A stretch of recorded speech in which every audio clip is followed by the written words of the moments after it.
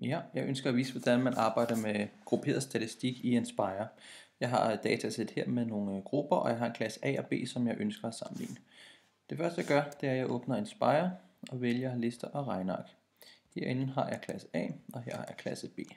Så tager jeg lige data herindefra og kopierer, og så går jeg ind her og indsætter min data her. Det jeg laver over i den her, det er det jeg kalder for endepunkt. Jeg kalder det bare ende. Og endepunkterne, som vi kunne se, det var 10, 20, 30, 40 og så videre. Så jeg skriver her 10, 20 og markerer dem, og så tror jeg godt, at Inspire kender resten. Sådan der. Så ønsker jeg at lave frekvens for A. Men før jeg gør det, skal jeg vide, hvor mange personer er der i klasse A. Så herfra, der skriver jeg bare, hvad er summen af alle de her i klassen. Enter, der er 69. Jeg kan trække til højre og sige, der er 64 i den anden klasse. Så laver jeg det, jeg kalder frik A, som er frekvensen. Og her er frik B, som er frekvens for B. Det gør vi, hvis jeg er lige med den her, divideret med 69 gange med 100, punktum for at gøre det i decimaler. Jeg tager fat i den og trækker ned. Ligeledes herover siger jeg lige med den her, divideret med 64, der er 64 i klassen, gange med 100, punktum, sådan der. Så har jeg så de to frekvenser, eller procenterne. Så laver jeg en kumuleret frekvens, jeg kalder for QA, og en, der hedder QB. Sådan der. Og her er den første kumulerede, der tager jeg selvfølgelig bare den frekvens, der er der. Herfor siger jeg den her,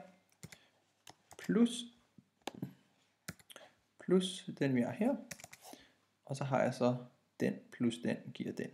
Og hvis jeg tager og trækker ned, så går den op til 100. Ligeledes herover siger jeg den der, det skal bare være den der. Herover, det skal være den her, plus den her, og tager fat i den, trækker ned, så har jeg så de 2%. Så går jeg ind og indsætter grafer, og inde i grafer, så skal jeg lige ikke indtaste en funktion, men et punktplot, så jeg går ind og siger indtast punktplot. Min x'er, det skulle være det jeg kalder for ende, og y'er skulle være den jeg kalder for QA. Tryk. Så kan jeg ikke se den, men det kan jeg gøre, hvis jeg zoomer ud. Zoom ud. Sådan der har jeg den. Tryk escape. Jeg skal faktisk også lige bruge den anden, det er den der hedder ende og QB. Sådan der. Der har jeg dem begge. Jeg højreklikker og zoomer lige til felt, så jeg har lige præcis det felt, jeg ønsker. Escape. Jeg skjuler lige dem her, skal jeg ikke bruge til noget lige nu. Så skal jeg forbinde alle de her punkter. Det går jeg op i geometri og siger punkt. Og så siger jeg, faktisk starter den i 0, det ved jeg, 0. Og undskyld, jeg har valgt forkert. Jeg skulle selvfølgelig vælge linjestykke fra 0 til den, og den til den. Tryk. Ups, det var lige forkert. Der.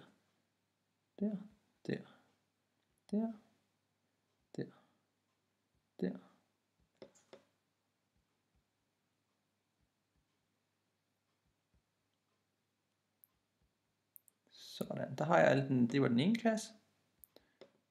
Og så prøver jeg at lave den anden klasse her.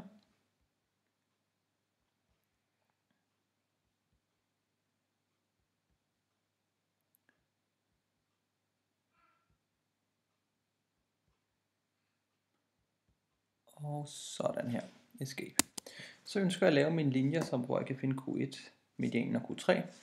Trykker tab igen, men nu skal jeg ikke lave punktplot, jeg skal igen gå tilbage og lave en funktion. Og så skriver jeg 25 enter, tab, 50 enter, tab, 75 enter. Der skal jeg lige finde de her 3 skæringspunkter.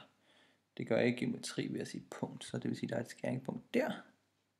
Der er der et skæringspunkt. Der er der et skæringspunkt. Der. Og der var skæringspunkt. Escape. Så kan jeg højreklik og sige koordinater. Højreklik, koordinater. Højreklik, koordinater. Højreklik, koordinater. Højreklik, koordinater. Hvor er det skæringspunkt? Det er den der højreklik, koordinater. Og så har jeg så kvartilsættet 21,2, 30,7 og 42. Og for den anden klasse, der er det 32,5, 45,4 og 59,8. Det går jeg lige ind og skriver her. Og der gør jeg det, jeg kalder for boks A og boks B. Og her der er et lille trick. Og tricket er, at man skal bare skrive minimum, kvartilsæt og maksimum her, men medianen skal stå 2 gange, så løser Inspire resten af opgaven. Så det jeg gør for boks A, nu skal jeg se A'erne, det er dem der vokser sidst, det vil sige det må være A-klassen der går herned. Så de har et kvartilsæt, der starter selvfølgelig på 0, og Q1, den er så 32,5, og medianen er så 45,4, og hvem jeg ikke skriver den igen, 45,4, og en Q3, der er 59,8, og en maksimum for, hvad var den, det kan jeg se, den er 100. På den anden klasse, den starter også på 0, men så går den op på 21,2, og så siger den 30,7, og den skal have 2 gange, 30,7, og så har jeg en 42, og maksimum for dem, ja, det er jo faktisk 80. Så derfor så skriver jeg 80 her. Sådan der. Så går jeg ind og laver en ny statistik her. Så siger jeg, her skal vi have boks A. Jeg kan højre klik og sige tilføj x-variabel, boks B. Så har jeg faktisk begge.